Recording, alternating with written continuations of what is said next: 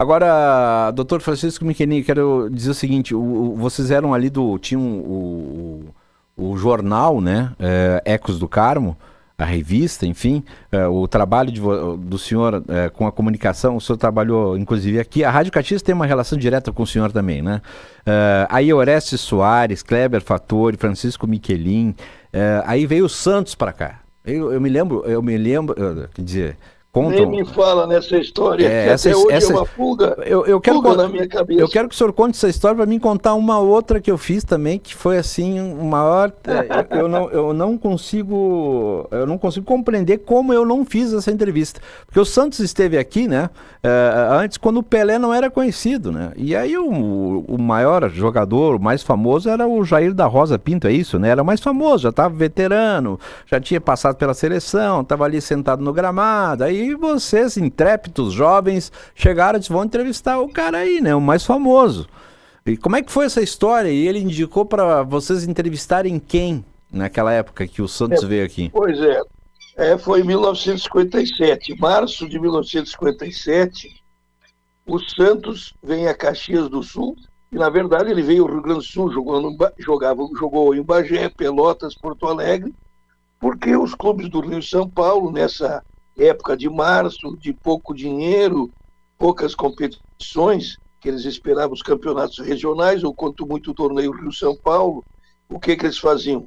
Davam um jeito de fazer excursões que eram chamadas de excursões caça-níqueis, que eles vinham em busca de dinheiro para se defenderem, né? Viajavam muito, né? Viajavam, excursionavam, os grandes clubes brasileiros eram esperados nas cidades com foguetório, era uma festa, imagina. Em 1957 chega o Santos Caxias.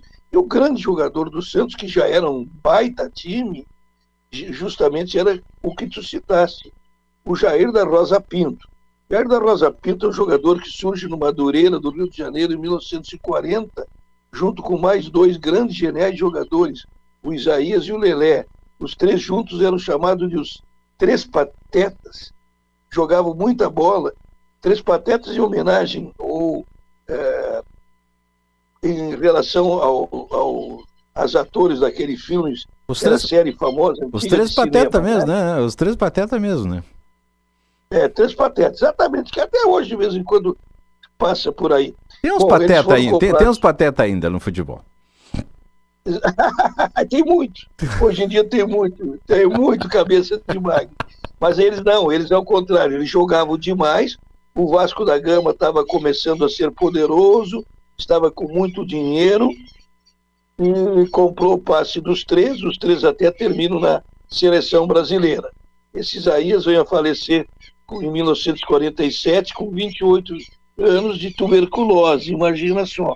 Tuberculose naquela época no jogador de futebol, mas aconteceu com outros também.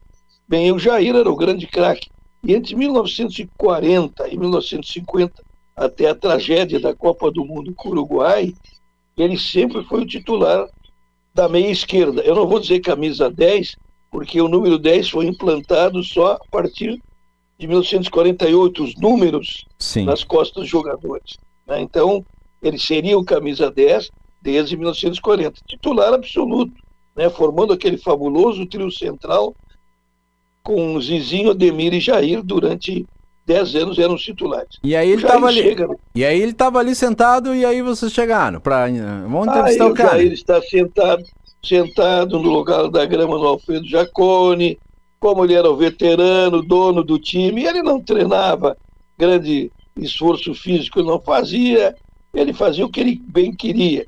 Enquanto os outros jogadores estavam correndo do outro lado do gramado, ele estava sentado na goleira perto dos fundos aqui do Mato Sartori. Aí ele respondeu as perguntas, foi muito gentil, e disse, gurizada, garotada, eu estou muito cansado de responder essas perguntas, já repeti 200, 300 na minha vida. Claro, ele era famoso e tinha idade. Mas se vocês querem entrevistar um jogador que eu acho, diz o Jair, que eu acho que tem futuro, é aquele menino que parece um cabritinho que está pulando do outro lado do gramado. E como é o nome dele? Seu Jair, nós perguntamos. E ele disse, olha, eu não sei bem, porque ele entrou de furo na excursão, porque, na verdade, o Santos veio em março, Alberto e ouvintes, quando estava acontecendo a Copa América, eu acho que em Lima, no Peru. E o que estava acontecendo? Havia jogadores do Santos na seleção. Então, para preencher a delegação do Santos, o Santos botou 2, 3 reservas. Entre eles, o Cabritinho. O Cabritinho. Quem era o Cabritinho? Seu Jair. Como é o nome do Cabritinho?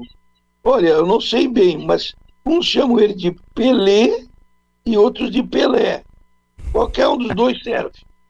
Aí nós nos dirigimos, fomos os três, eu, o meu querido amigo Orestes Carlos Soares, o Pacheco e o Kleber Fazoli. Pacheco. Fomos em direção a ele, e lá pelo meio do campo nós nos olhamos, nós tínhamos 14 para 15 anos, nós nos olhamos e dissemos assim: depois de entrevistar o Jair, a gente vai querer entrevistar um jogador desconhecido, que nem os caras sabem bem direito o nome dele, Pelé, tem 16 anos, nós temos 14, 15, ele não deve jogar muito mais do que nós. Não. E aí, nós tínhamos o Pelé a 5 metros de nós três, e nós não viramos as costas mal educado, porque ele não sabia que nós íamos em direção dele. Mas giramos o corpo, demos um drible e saímos pela linha de fundo com essa grande falta, essa ausência nos nossos currículos. Mas o senhor entregou depois o seu livro para ele foi muito gentil o senhor, mas assim, no ano seguinte, campeão do mundo com 17 anos, 18 anos o Pelé, né? Meu Deus do céu, eu imagino vocês, né? Eu imagino vocês, nós não entrevistamos o Cabritinho. Não, foi uma coisa que ficou atravessada até hoje pelo resto da vida, que como é que pode, né? Os caminhos do mundo.